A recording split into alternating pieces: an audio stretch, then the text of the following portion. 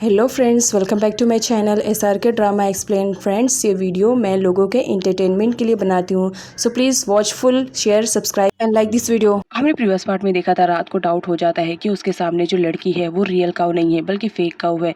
तो यहाँ पर वो उसके बारे में जानकारी लेने की कोशिश कर रहा होता है और यहाँ पर नादा भी हर मुमकिन कोशिश कर रही होती है जिससे उसकी मेमोरी वापस आ जाए, लेकिन वो उसमें नाकाम रहती है। वो लोग बाहर जाते हैं घूमने के लिए, जहाँ पर उनकी मुलाकात डिन से होती है। काऊ जब डिन से बात करती है तो डिन को ऐसा रियलाइज होने लगता है कि उसके सामने नादा खड़ी है, लेकिन क्या करे, नादा का फेस तो बिल्कुल चेंज हो चुका था, इसलिए वो टोटली कंफ्यूज था। यहाँ पर नादा को दिखाया जाता है अब जब उसकी मेमोरी लॉस्ट हो चुकी थी तो वो अपनी मोम को आंट समझती है और कहती है मुझे आंट से मिलना है, जिस पर डिन उसे लेकर आता है। लेकिन यहाँ पर उसे मालूम पड़ता है कि आंटी तो मार्केट चली गई है। यहाँ पर वो डिमांड करती है कि मुझे नादा की फोटो देखनी है कि तुम्हारी गर्लफ्रेंड कैसे दिखती है। यहाँ पर दिखाया जाता है जब डिन उसे फोटो दिखाता है तो नादा टोटली शॉक्ड भी रहती है और उसे पास्ट की चीज़ें कुछ धुंधली धुंधली सी नजर आने लगती है। वो याद करने की कोशिश करती है तो उसके सर में हेडेक स्टार्ट हो जाता है, जिसकी वजह से वो बहुत ज़्यादा परेशान हो जाती है।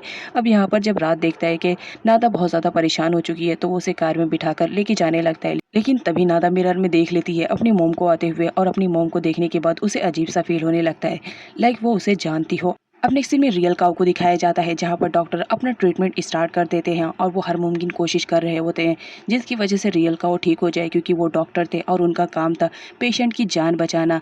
इस वजह से वो सब ट्राई कर रहे थे। अब यहाँ पर रात को दिखाया जाता है जिसे ये तो मालूम पड़ जाता है कि जो काऊ है वो रियल काऊ नहीं है, फेक काऊ है। इस वजह से वो उसका दोबारा टेस्ट करवाता है, जहाँ पर डॉक्टर के थ्रू से मालूम पड़ता है कि जो भी मेडिसिन नादा ले रही थी वो सारी की सारी स्किन की है, क्योंकि इस पेशेंट की सर्जरी हुई है। अब ये सुनने के बाद तो रात तो टोटली शॉक्ड रहता है, उसे तो कुछ भी समझ में नहीं आता है। लेकिन इतना समझ में आता है कि वो जाता है नादा से कहता है कि कुछ भी हो जाए तुम जो मेडिसिन ले रही थी वो मेडिसिन मत लेना, आज से मैं मेडिसिन जो दे रहा हूँ तुम्हें वो लेना पड़ेगा। अब यहाँ पर रात को दिखाया जाता है वो फुल कंफ्यूज था, लेकिन वो अपने डैड से ये बात शेयर करता है, डैड मुझे सच्चाई मालूम पड़ गई है, हमारे सामने जो काऊ की शक्ल में लड़की है वो कोई और ही है और रियल काऊ इस वक्त कहीं और है। मुझे पता करना है कि रियल काऊ कहाँ है और ये लड़की कौन है जो मुझे काऊ की शक्ल में मिली है। कुछ भी हो जाए मुझे ये सब के बारे में पता करना पड़ेगा, जिसमें उसके डैड भी उसकी हेल्प करने के लिए रेडी रहते हैं। इधर नादा के कहने पे रात उसे उसके मॉम के घर पर लेकर आता है, जहाँ पर दिखाया जाता है नादा अपनी मॉम को देखकर बहुत ज़्यादा खुश हो जाती है और उन्हें हक कर लेती है, लेकिन उसे इस बात का बिल्कुल भी इल्म नहीं रहता है कि सामने वाली लेडी उसकी मॉम है। यहाँ पर दिखाया जाता है वो अपनी मॉम के हाथों से जब खाना खाती है तो उसे बहुत ज़्यादा अच्छा फील होता है। वो बोलती है कि खाना बहुत ही ज़्यादा टेस्टी है, काफ़ी दिनों के बाद मैं इतना बढ़िया फूड खा रही हूँ, ऐसा लग रहा है ये फूड मेरी मॉम ने बनाया है। अब नेक्स्ट सीन में दिखाया जाता है जहाँ पर नादा शॉपिंग करने के लिए गई हुई रहती है, वो भी काउन के साथ। यहाँ पर दिखाया जाता है वो तो शॉपिंग में इतना इंटरेस्ट नहीं रख रही होती है, लेकिन जब वो देखती है कि डिस्काउंट मिल रहा है तो वो फटाफट जाती है और डिस्काउंट वाली सारी शॉपिंग करने लगती है। लेकिन ये देखकर काउन तो शॉक्ड में रहती है, क्योंकि जो रियल काऊ थी वो तो बिल्कुल भी ऐसी नहीं थी, उसे महंगे ही प्रोडक्ट्स यूज़ करने में अच्छा लगता था। लेकिन यहाँ पर अब काऊ को क्या हो गया, इस वजह से वो कन्फ्यूज थी। घर वापस आने के बाद जब नादा बताती है कि मैंने बहुत ही ज़्यादा अच्छी शॉपिंग की है, वो भी कम दामों में, तो यहाँ पर जो रात रहता है उसे वियर्ड लगता है। लेकिन यहाँ पर दिखाया जाता है जो काउन रहती है वो उससे वो शेयर करती है कि मैंने आज देखा है काऊ बहुत ही अजीब तरह से बिहेव कर रही थी, उसने डिस्काउंट वाली ही सारी शॉपिंग की है, पता नहीं क्यों मुझे अजीब सा लग रहा है। रात कुछ नहीं बोलता है क्योंकि रात को सब कुछ पहले से ही मालूम पड़ चुका था। अब यहाँ पर दिखाया जाता है वो हर मुमकिन कोशिश कर रहा होता है कि नादा के बारे में उसे कुछ तो पता चले, क्योंकि उसे कुछ भी नहीं मालूम था। अब यहाँ पर नादा को दिखाया जाता है जो रेगुलर अपनी मॉम से मिलने के लिए आती है, लेकिन उसे आंटी कहती है। यहाँ पर रात ये चीज़ नोटिस कर लेता है कि जब भी नादा इस लेडी से मिलती है तो बहुत ज़्यादा खुश हो जाती है। यहाँ पर दिखाया जाता है जब बातों ही बातों में नादा की बात होने लगती है तो नादा ही अपने आप को ब्लेम देने लगती है कि ये सारी चीज़ें मेरी वजह से हुई है, अगर उस दिन एक्सीडेंट नहीं होता तो आपकी बेटी आपके सामने होती। इस बात से वो बहुत ज़्यादा रोती है, जिस पर नादा की मॉम को भी दिल में अजीब सी फीलिंग होने लगती है और वो नादा को हक कर लेती है और कहती है तुम्हें फिक्र करने की ज़रूरत नहीं है, जो भी होता है ऊपर वाले की मर्जी से हुई होता है, क्या करे, हो सकता है मेरी बेटी मुझे दोबारा मिल जाए। अब यहाँ पर डिन को दिखाया जाता है वो भी वहाँ पर आया हुआ रहता है। इधर काऊ की मॉम को दिखाया जाता है जो डॉक्टर गोशन से बात करती है और कहती है कि कुछ भी हो जाए उस नादा की मेमोरी कभी वापस आनी नहीं चाहिए, उसे जितनी मेडिसिन देना है जितना हाई डोज देना है तो। अब यहाँ पर डॉक्टर गोसन बोलते हैं तुम क्या कहने की कोशिश कर रही हो, मैं तुम्हें समझा रहा हूँ ये सब गलत है। लेकिन जो मिस्टर वादी रहती है वो तो बिल्कुल भी उनकी बातें नहीं मानती है। इधर नादा की मॉम को दिखाया जाता है रात के कहने पर वो नादा की फोटो उसे दिखाती है। अब यहाँ पर जब रात नादा की फोटो देखता है तो उसे कुछ अजीब सा फील होने लगता है। नादा की हरकतें तो बहुत ज़्यादा अजीब होने लगती है। वो अपने घर में आ चुकी थी, इस वजह से वो अपनी चीज़ों को कहाँ रखती थी उसे अच्छी तरह से मालूम था और वो अपनी चॉकलेट्स ले लेती है। इस बात से सारे लोग तो शॉक्ड रहते हैं कि ये तो हमारे घर पर पहली बार आई है, लेकिन उसे नादा की रखी हुई चीज़ें के बारे में कैसे मालूम है। यहाँ पर दिन भी टोटली कंफ्यूज रहता है और रात भी। अब नेक्स्ट सीन में रात को दिखाया जाता है, जो डिसाइड कर चुका था कि किसी भी हाल में वो फेक काऊ के बारे में सब कुछ मालूम करेगा और क्लियर करेगा कि वो फेक है। तो मिस्टर वादी के कैबिन में जाता है, जहाँ पर सब कुछ ढूंढने लगता है, लेकिन वहाँ पर मिस्टर वादी का हेयर मिलता है। वो फटाक से वो हेयर रख लेता है, क्योंकि उसे डीएनए टेस्ट जो करवाना था। अब यहाँ पर दिखाया जाता है वो अपना माइंड यूज़ करते हुए नादा और काऊ की फ़ोटो मैच करने की कोशिश कर रहा होता है, और साथ ही साथ यहाँ पर वो कंप्यूटर के थ्रू उन दोनों की फ़ोटो को कंबाइन कर रहा होता है। और सेम यही काम डिन और काउन कर रहे होते हैं, क्योंकि यहाँ पर दिखाया जाता है डिन को भी डाउट हो जाता है काऊ की हरकतों की वजह से, तो वो भी आया हुआ रहता है, जहाँ पर वो भी नादा और काऊ की फ़ोटो मैच करवा रहा था। और फाइनली यहाँ पर डिन और रात दोनों को ही मालूम पड़ जाता है कि जो काऊ के फेस में लड़की है वो कोई और नहीं बल्कि नादा है। यहाँ पर जब नादा के बारे में रात को पता चलता है तो वो बहुत ज़्यादा कंफ्यूज होता है, लेकिन फिर भी एक बार वो अपनी श्योरिटी के लिए नादा का डीएनए टेस्ट करवाता है, जहाँ रिपोर्ट में उसे मालूम पड़ता है कि ये रियल काऊ नहीं है, और उसका डाउट पूरा सही है। इस वजह से वो अब नादा को खोना नहीं चाह रहा था, क्योंकि रात अब नादा से प्यार जो करने लगा था और नादा के बारे में उसे सब कुछ मालूम पड़ चुका था। इस वजह से वो उसे हक कर लेता है, लेकिन साथ ही साथ उसे काऊ की भी फिक्र होने लगती है। अगर ये नादा है तो रियल काऊ कहाँ पर है। इसके बारे में वो अपने डैड से ये बातें शेयर करता है कि मैंने पता कर लिया, जो हमारे सामने लड़की है उसका नाम नादा है। अब मैं उसे बहुत ज़्यादा प्यार करता हूँ, लेकिन हमें काऊ के बारे में कुछ ना कुछ तो पता करना पड़ेगा, और मैं से अब जान रहा हूँ कि ये सब किसने किया है, लेकिन फिर भी मैं एक बार अपनी श्योरिटी करना चाह रहा हूँ। जहाँ पर उसके डैड पूछते हैं कि तुम्हें किस पर डाउट है। यहाँ पर रात बताता है कि मिस्टर वादी पर डाउट है।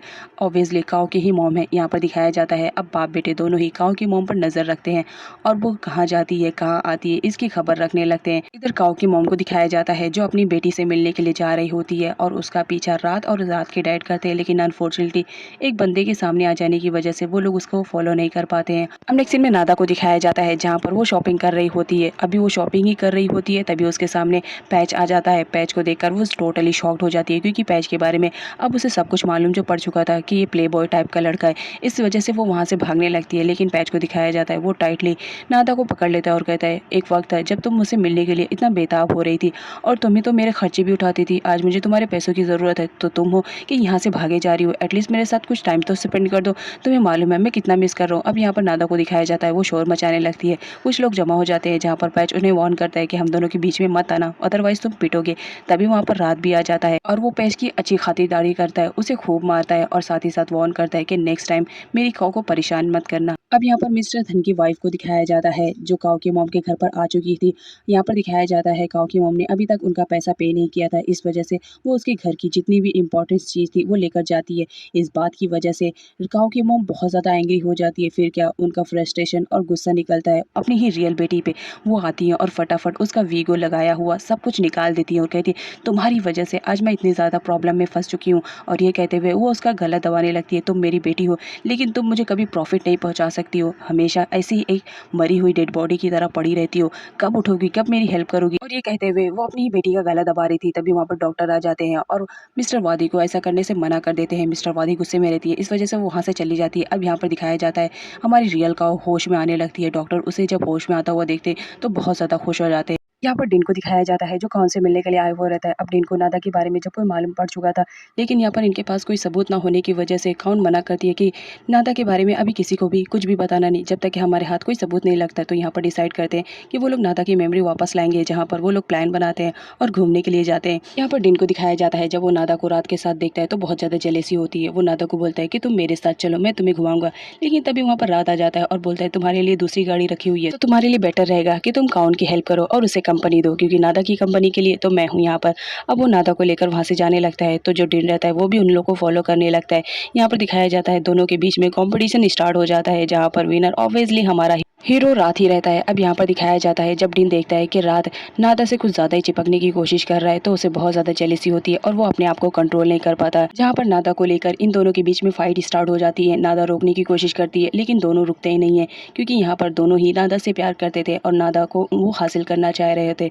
अब यहाँ पर दिखाया जाता है डिन के बीच में बहुत ज़्यादा फाइट हो जाती है, तभी बीच में नादा आ जाती है और उसे स्टॉप करवाती है। नेक्स्ट में डॉक्टर काऊ के रिलेटेड मेडिसिन लेने के लिए आए हुए रहते हैं, लेकिन तभी वो नादा को देखकर शॉक्ड रहते हैं कि अभी अभी मैं तो इसे डोज देकर आया हूँ, तो ये यहाँ पे क्या कर रही है, वो उससे पूछने की कोशिश करने लगते हैं। लेकिन यहाँ पर उन्हें समझ में आता है कि ये काऊ नहीं कोई और ही है, तो वो वहाँ से जाने लगते हैं। यहाँ पर रात को दिखाया जाता है वो भी नादा को लेकर बाहर जाने ही वाले रहते हैं, लेकिन तभी उसके माइंड में आता है कि सामने वाले बंदे ने इसे काऊ कहकर बुलाया है, इसका मतलब ये जानता है कि काऊ कहाँ पर है। तो वो उससे पूछने की कोशिश करता है, क्या तुम्हें मालूम है कि काऊ कहाँ है। अब यहाँ पर डॉक्टर कुछ भी बताने से मना कर देते हैं और वो वहाँ से जाने लगते हैं, जहाँ पर रात पूछने की कोशिश कर ही रहा होता है, लेकिन वो उसे कुछ भी नहीं बताते। रात तो टोटली कंफ्यूज था। यहाँ पर दिखाया जाता है काउन को, जहाँ पर वो अपने डैड का कंप्यूटर चेक करती है और फाइनली उसे नादा के बारे में सब कुछ मालूम पड़ जाता है कि किस तरह उसकी प्लास्टिक सर्जरी हुई है।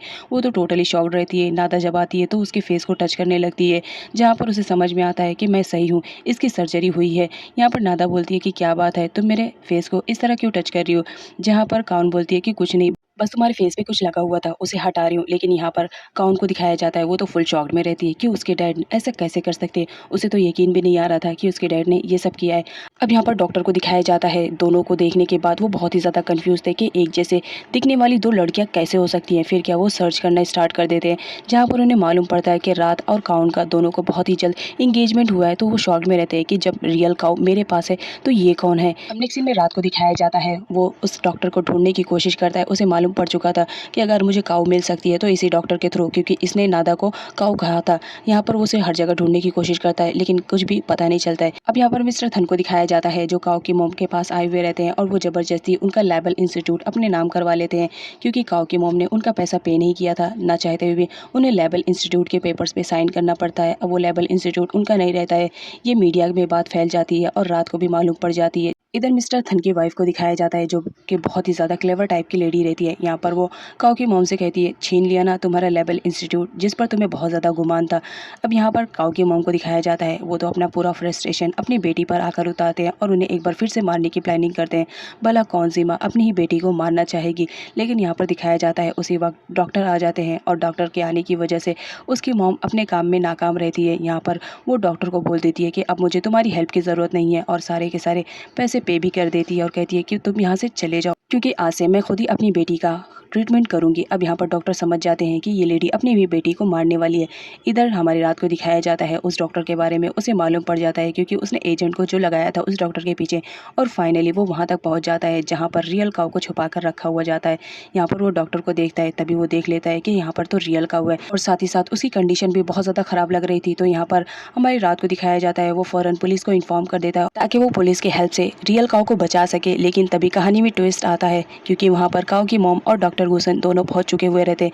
यहाँ पर दिखाया जाता है रात उनसे सब कुछ सच्चाई बक देता है और कहता है, मुझे मालूम पड़ गया है आप लोगों ने रियल काऊ को छुपा के रखा है और मुझे उसकी पूरी इन्फॉर्मेशन मिल चुकी है। आप लोग कुछ भी करो, ये दरवाज़ा को ओपन करो, क्योंकि यहाँ पर दिखाया जाता है वो किसी और का नहीं, काऊ की ही मॉम का घर रहता है जो कि आउटसाइड में रहता है और उसने अपनी बेटी को वहाँ पर छुपाया था। अब यहाँ पर जो काऊ की मॉम रहती है वो अंदर आती है, लेकिन देखकर शॉक रहती है, क्योंकि वहाँ पर तो काऊ रहती ही नहीं है बल्कि उसकी जगह पे पिलोज रहते हैं। यहाँ पर हमारी रात को दिखाया जाता है वो तो टोटली शॉक रहता है, क्योंकि उसने रियल काऊ को देखा था।